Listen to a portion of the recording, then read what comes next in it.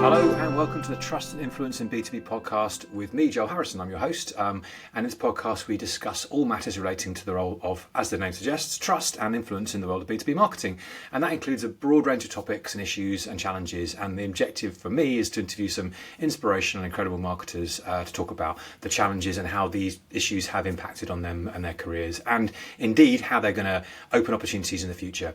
Now, I have a wonderful guest today, and I'm delighted to welcome to the podcast Cat Dutton, who's an inspiration and award-winning B2B marketer who's achieved a huge amount in her career in a very short space of time, attaining senior positions in 3 globally recognised tech companies and currently leading global growth for Pega. She's had to deal with a fair share of her challenges in her career, in which trust has often been a key component, and I'm looking forward to speaking to her about how she navigated these moments and how she seeks to emphasise trust in all her marketing leadership activities going forward. Cat, welcome. Thank you. Thank you for having me, Joel. It's always lovely to speak to you, and I'm really excited to talk about these issues because you're just an inspirational person. You've got great perspectives on these things. Thank you. So let's. So as we said, you're leading global growth for Pega. We talked about growth as a title. It's a great title, isn't it? And it kind of, tell me, what does it mean at Pega? Yeah, so predominantly it's actually around leading all the kind of regional field marketing that we do in the organisation, of which account-based marketing is a huge component of that. Also bringing in the partner marketing activities that we do, but also then the demand generation, which we've called our global growth programmes. So this is really about bringing all of those different elements together and making sure we've got one kind of aligned, consistent marketing approach. Okay, fantastic. Right, so it's all about those various different channels to market and different strategies. So let's just dig into the issue then more particularly. So trust is often been said to be the glue between marketing and the rest of the organisation, especially when it comes to parts of B2B companies which can be historically quite sceptical about marketing, and I'm talking particularly about finance or IT, but it may be that those don't apply, or maybe those others that apply more in your situations. I don't know. I don't want to prejudge your answer. How have you built trust across those functions of Pega, and what's made the biggest difference in terms of gaining credibility? Yeah, I think definitely finance and IT, Joel, but I'd also say sales teams can sometimes be some of the biggest critics. So yeah, I think the biggest thing that I've always done and I still try to do is spend time with those key individuals and actually really listen to what they're saying, and invest that time in the relationships. You know, it can't be a kind of start-stop activity. You've really got to put the effort behind what you do. I think the other thing is make sure that you're being reliable. So if you say you're going to do something, deliver on those promises, because that can easily, if you don't do that, easily discredits your credibility. And then I think the other thing is definitely use, which I did quite a bit, use data and your experience and examples in those discussions to really raise the credibility and bring something new, bring new insight and informed insight into that discussion. And then I'd also say, lastly, just be open around what you're looking to achieve. So be open around what your goals are, how they align then with the stakeholders that you're working with, and kind of give those regular updates. But I'd definitely say listen a lot more than I think what people do, and invest that time. I mean, that all sounds like great advice.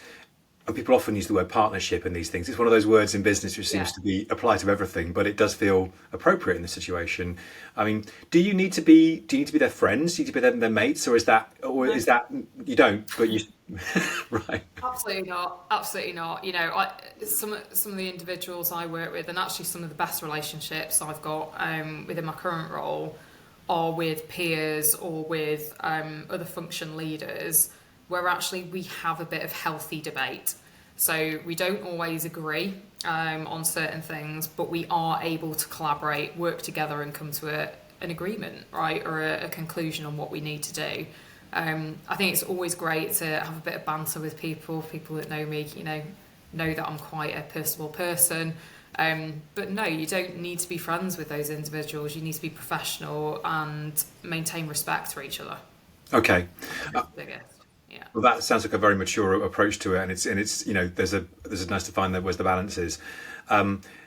one of the key aspects that demonstrates trust two ways is around marketing ROI. So how do you approach demonstrating marketing ROI in a way that builds confidence among non-marketing stakeholders? I guess transparency is quite important in that, right? Definitely transparency as much as you can, and coming to an agreement on kind of common language that you use to show those KPIs or ROI that you're trying to show. I think the other thing that has been really, really useful actually in my career, and we're actually implementing now in Pega, is more of a collective kind of CMO dashboard. So having a real clear, simple view on here are the key core metrics that we are aligned to, here's the return on investment that's coming through, but also showing here's where the return on investment isn't coming through, and here's some of the areas where we need to work. You know, I think as marketers, we're always really keen to promote the achievements and promote the great stuff of what's happening to almost justify why we're doing the things we're doing. But it's really equally as important to show here are some of the things where actually we've invested and it's not generating what we need, and here's why we think it's not generating that ROI, and here's what we need to do about it. And I think just having those open discussions, and to your point, being really transparent around what's working, what's not working. Trying just to flannel them and show everything's wonderful in marketing, everything we do is brilliant. Not Doesn't credible. work. No, Right. absolutely not. Okay. And you allude, I'm sure we've all seen experiences of that. You've alluded to this before in your previous answer, but what do you think marketers get wrong, apart from perhaps this being intransparent or opaque, to win internal trust, and how could they potentially course correct? Yeah, I think definitely making assumptions. I think we have a kind of view on our world, and we want to promote that, right? And we want to get that across. But I think making assumptions around what's important to those stakeholders you're dealing with or working with is a massive mistake. So as I said, take that time to listen to what they're actually saying to you. I think the other thing on that as well, and I just briefly mentioned it, but talking in marketing language is an absolute disaster. In one of my previous roles, a lot of the team that I was working with were talking to the sales teams around leads, generating leads, and it had really negative connotations with the sales teams based on the experience that they'd had. Didn't really result in any ROI, didn't align to the goals that they had. So we changed the language that we were using. We didn't use leads anymore. We talked about unqualified opportunities, and suddenly that whole conversation and dynamic changed. So really think about the language that you're using. And then I think the other thing is just, not forcing your view on people, and just really, I can't emphasize it enough, Joel, just taking that time to really listen to what's important to those stakeholders, and then aligning what you need to achieve to that. So you're working to your point, working in partnership and not against each other. Yeah. The language, the listening is coming through very strongly is a really critical part of how you've achieved success. I also like the fact that language is really important, that you've got to be aligned on how you're describing things, and subtle tweaks can make a big difference. Yeah, So definitely. So let's talk a bit about ABM, because you flagged that as something which is very important to Pega. And you were someone who really flagged the importance of ABM kind of structurally to us at B2B Marketing. Years ago, you were kind of like, no, you need to do more on this, Joel. So, well, okay, and it's been very good for us. We are. So you've made the point that Pega has made ABM a strategic priority. What are the trust dynamics involved in ABM, both within the business and externally to the target audience? Because it requires a closer alignment, doesn't it? Yeah, it does. And I think the thing with account-based marketing, and we talk about it actually within Pega, it's a real high investment strategy. And, there's a lot of obviously discussions around budget on, it's marketing budget. No, it's company money that we're investing into it. So we're really selective on which accounts receive ABM and which ones don't receive ABM. I think there's definitely trust dynamics across all of the different stakeholders and relationships that we have. So, it goes right from kind of exec level to sales leadership to sales and account management to cross-functional teams that we work with internally, also the wider marketing team that come into play on execution. The ABMer is really crucial within that, and Then you also have, from an external perspective, you've got partners, you've got influencers within the account, you've got the customer themselves. So a real kind of trust area, I think, is having that alignment as much as possible across everybody and showing that ROI, showing the positive impact and the value it can have. But again, being open as much as possible and being transparent around how ABM actually works and the value it can bring when you've got people aligned, and where you haven't, that's where it starts to really fall down. It does require that deeper integration, doesn't it, to be successful? Yeah, so, definitely. So that's talking a lot of that. What you've talked about there is in terms of the alignment internally, but let's talk a bit about the customer as well. I mean, obviously trust is important in marketing, but how does that? What are the keys to earning trust in an ABM context with your customers and your prospects? Yeah, so I think spend time with customers for one. I think there's a lot of people, Joel, that create a plan in isolation and then go, "Da, isn't this fantastic?" So I think drafting and kind of working directly with the customer on the plan. We do a lot of that actually within Pega, particularly around some of the events that we might want to run, and we do quite a few different events called Pega Days, which are actually typically, we run those actually with the client on their customer premises. They're not in Pega offices, they're actually with the customer. So I think creating those plans and doing it in conjunction with the customer really helps to build trust. And again, you then find out what's really important for them. And over time that does, if you do it in the right way, really does kind of inform how that partnership will work. And to the point, some of the examples we've got of where we're really successful on account-based marketing, we're actually promoting some of that work now on the client's intranet, and that reaches a whole different kind of population than just the people we were looking to actually really influence. So yeah, I think spending time with the customer, Joel, and creating plans together, not in isolation. Fantastic. And a lot of it comes back to listening again, right? You've got to be there to listen, to hear what their perspectives are. Yeah. So another thing about ABM is that personalization can be quite powerful and something we talk about a lot more in ABM. So how do you balance personalization in ABM with maintaining a sense of brand consistency and integrity across campaigns? Is that an issue that you find, and is trust a part of the solution to that? Yeah, I think personalization is absolutely the way to go, but not in a kind of fake way. I think there's a lot of work that's going on at the moment. We absolutely, we've invested really heavily in kind of our Gen AI technology and how we do our marketing. So we use Gen AI for quite a lot of our personalisation, but we always make sure we've got the human touch on it as well to go, is this right? Does this actually relate back to that client? Does it work with their brand values? Does it work with our brand values? I think still having that human element to what you do is really important. I think for me, it's less about trust and it's more about really taking the time to think about what you're actually doing, the messages that you're putting out there to the client, and what their reaction might be to that and what you want the outcome to be, I think is a bit more important on the personalisation piece than the trust. Okay, that makes sense to me. But one area I think with trust is clearly important is in terms of managing people, right? Because you talked about managing other stakeholders and managing customers.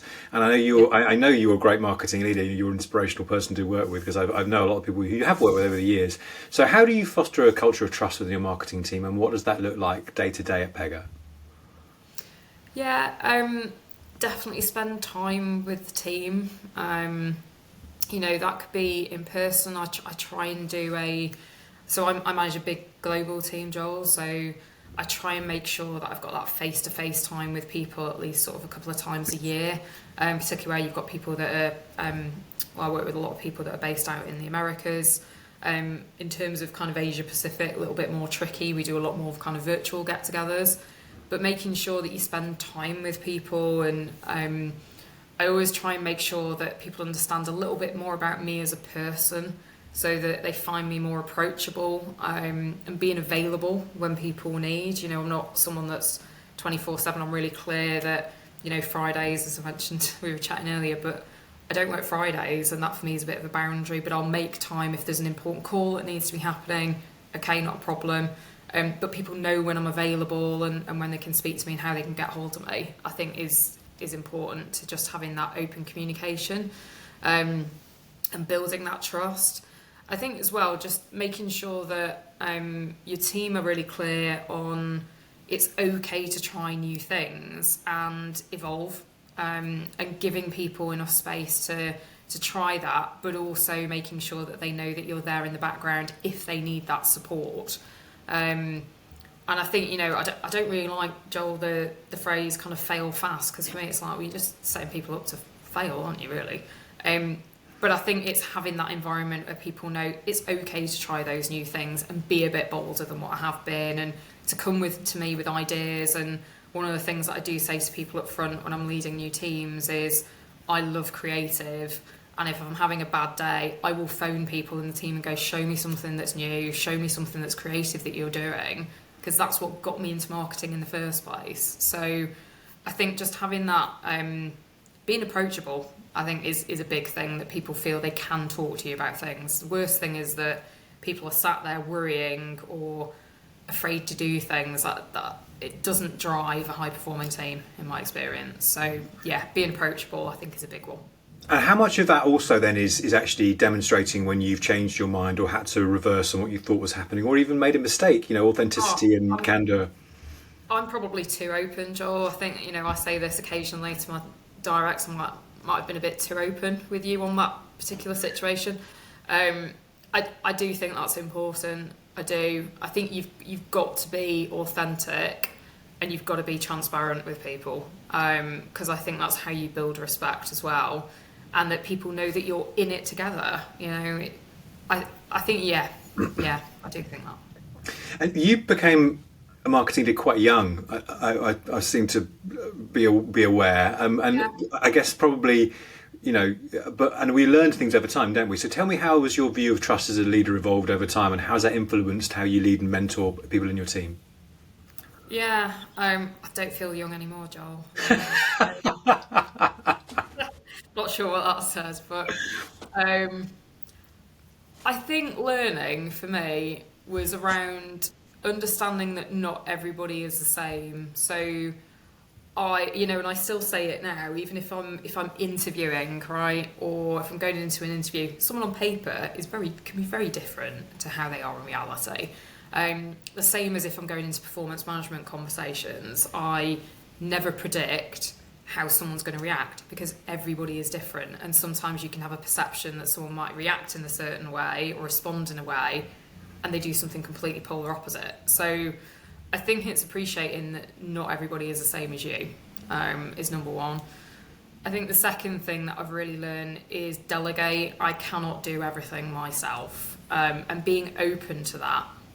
So I think pretty early days in my kind of managerial or leading people, I learned some hard lessons around that, and to the point I think I was micromanaging a few people, which did not help anybody. I'm a lot more comfortable, quite frankly now, I'm probably delegating a little bit too much.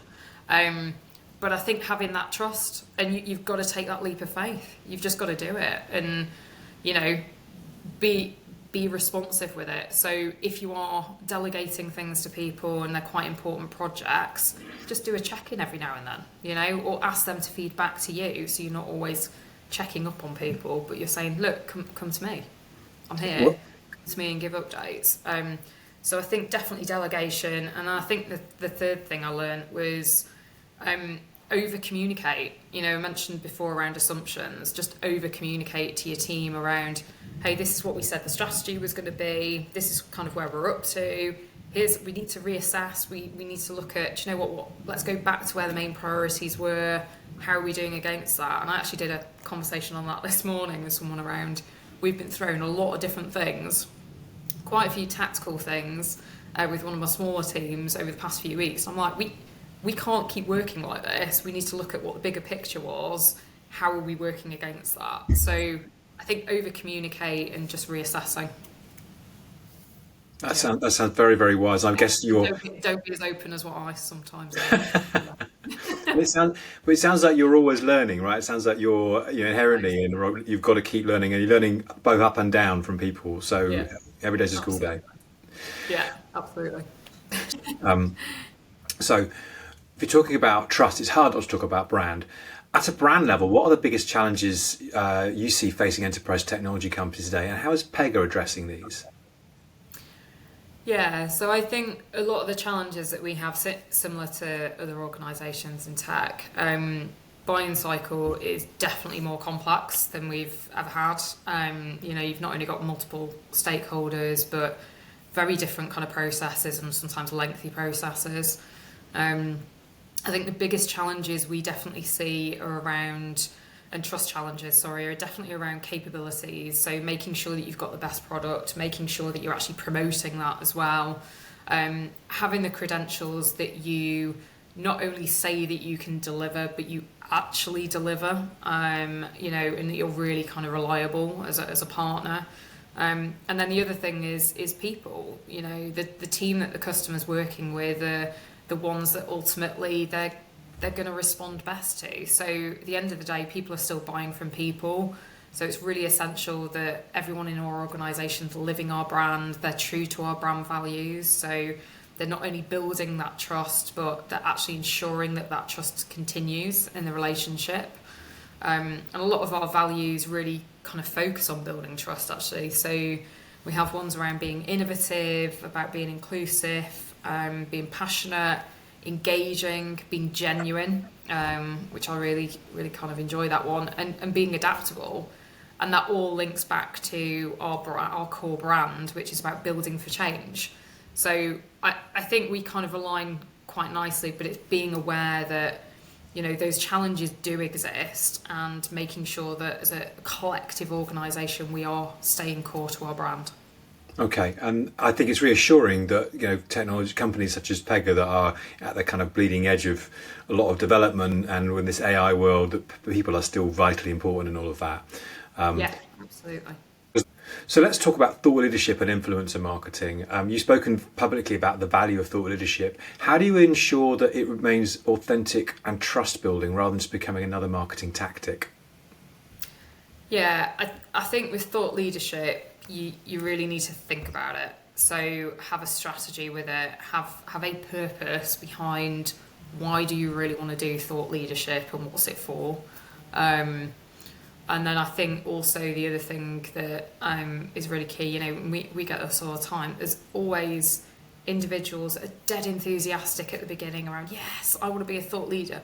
And then you find out it's because they've been given an objective around it. It's not actually because they're that interested, or, you've got to have that sustainability with thought leaders. So I would say be really careful around who you're choosing to act as a thought leader or a spokesperson for the organisation that you're working with. So thinking about that sustainability rather than just kind of one-off pieces. And I think that just helps then, remain authentic. And I think we do, there's some tools that we have internally as well that we use to, from a Gen AI perspective, to any content that we're creating, just sense check that against our kind of brand and our brand guidelines. And that also helps just make sure that where people are being spokespeople for, if it's written content, that we are sense checking and actually that does reflect our brand as well. It's not just someone's opinion out there. So I think bringing those two things together is really cool, actually, around how you can use technology now to help with thought leadership. Do you think thought leadership is inevitably or something that all companies in the tech space or offering tech products and solutions should offer? Or do you think it may be not appropriate in some scenarios?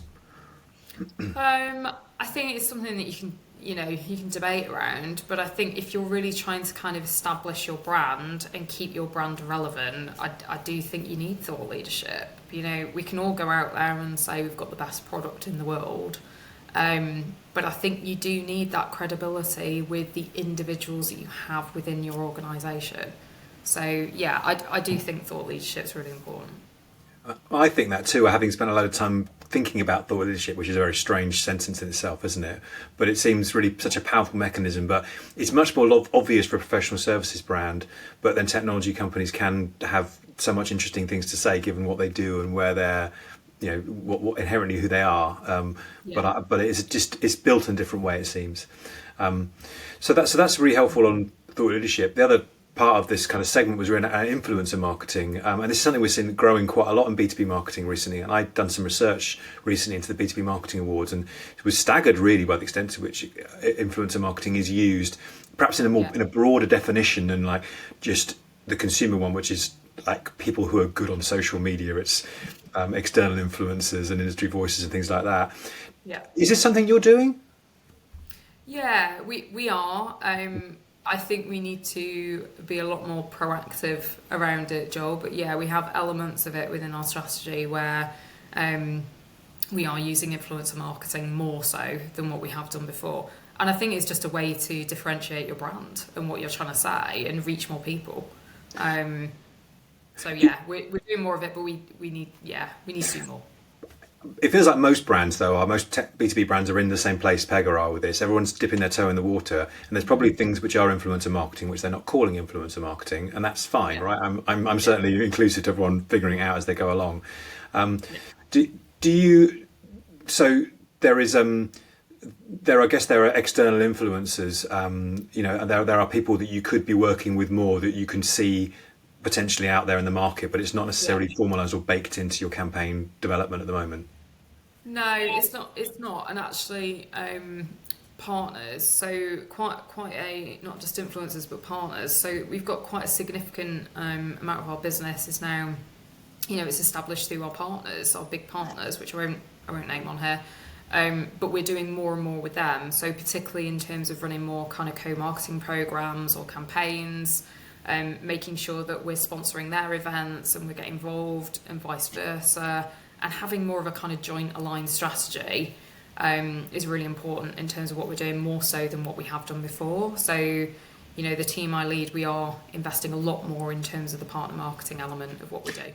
And all of that, all of the partner ecosystem marketing, you might call it, or influencer marketing, all inherently is bound up in trust, isn't it? Because you've got to trust your partners. It's a two-way trust relationship. Similarly, if you're working with external influencers, then it's probably about you've got to trust them to actually work in a effective way. But it's probably about them leveraging their trust with your target audience to build better relationships. So it feels like it's baked in. Yeah, definitely. And also making sure that everybody is clear around what your kind of brand is and what you stand for and, the messaging that you want to incorporate, and does that fully align? I think it's one thing from a kind of creative, making sure it's aligned, but actually in terms of your core messaging, that can sometimes be a bit more tricky, but it's important, like we were talking about earlier, to be transparent around it and say, this is where we really want to push. Can we align on this? And just having that dialogue with partners as well. Fantastic. It's just drawing to a close now, but I did a presentation last week a couple of times, which was quite interesting, both on one day. I was talking about 3 pillars of trust in B2B, and I put thought leadership as one, influencer marketing as another, and advocacy as a third. This is something we haven't prepped for, but working with customers to help informally and informally to help drive that advocacy and get them to help celebrate your success feels like a very important way that trust can be. You can facilitate trust, enable trust. Is that?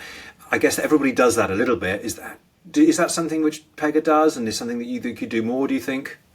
Yeah, we do, absolutely, we do, and we do a lot more in terms of kind of smaller customer roundtables as well, and kind of exec dinners where we'll have one of our customers actually talk about challenges that they're facing and bring other kind of customers or potential customers together to debate that. I think it's really important. We've got a really fantastic customer base actually, and a lot of them are willing advocates for Pega. And I've not necessarily had that experience previously. So it's an amazing thing to have where you've actively got customers who want to actively do things with you. And, we do a lot in terms of our annual conference that we run each year, which I'd be wrong to not do a plug first. It starts on the 1st of June, Pega World in Las Vegas. we actually film a lot of our clients out there, and they talk about the work that they do with us. They talk about their transformation journey, you know, and we are literally signing people up daily to be part of that. You know, whereas normally I think tech companies are kind of fighting to get clients to be advocates, whereas actually we have really willing, active clients that want to talk about the work that they do with us, which is fantastic. So makes our job slightly easier, Joel, in that respect. The last question I wanted to ask you, Kat, because it's been a really great conversation. We've covered all different aspects of trust across kind of marketing, go-to-market strategies across brand, but more importantly around that kind of stakeholder relationship and that leadership aspect for marketers. And I guess as someone who's clearly an inspirational marketer for many people over the years, you've been one. What advice would you offer to a marketer who is perhaps taking those first steps in leadership and wanted to understand how to engender trust in the way that you have with the people they're working with, members of their team? Yeah, I think we've covered a lot of it today. I would definitely say spend more time with people than what you think you need to, and build that into your calendar, definitely. Over communicate, definitely over communicate. If you're someone that, you know, isn't quite sure, definitely talk more than what you would normally do about actually the things that are happening within the team that you're leading. And showcase some of those fantastic talents that you have within the team and some of the best practice examples with others. And then I would also say, as I mentioned earlier, just learn to delegate. You've got to empower your team, empower the team so that they feel that they can actually deliver what's needed. And I think you'll find that, you know, if you start to delegate more, actually people will be more responsive, and you'll get a lot more impact from the teams that you lead. And I guess the last thing, Joel, is don't lie to people. Just don't do it. Be honest, you know, be transparent as much as you can. Obviously, sometimes there's boundaries around certain topics, but, you know, if you can't talk about something, be open about that and say, do you know what, that topic, I actually can't talk about that for various reasons. But, you know, this is what I can share with you. So I think, be transparent with people. Honesty, authenticity, and transparency equals trust. I mean, that's very powerful. Kat, it's always fantastic. Well, Kat, it's always fantastic to talk to you. I've really enjoyed talking to you today. So thanks so much for being so candid and sharing all of your thoughts and your wisdom that you've attained over the years. Brilliant. Thanks very much, Joel. Thank you.